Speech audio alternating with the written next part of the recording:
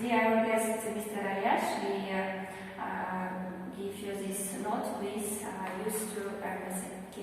Thank you. Hi, my name is Aliyaž Bauмкirčer and I come from Slovenia, Europe.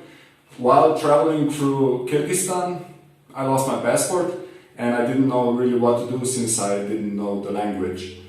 I turned to tourist police and the officer took me to the Internal Affairs office where she helped me with the translation and she talked to all the officers in order for me to get all the documents needed to get a new passport at the embassy. And the whole experience was a bit frightening for me, but with their help it was easily done, and I thank them a lot for helping me out in this difficult situation. Thank you.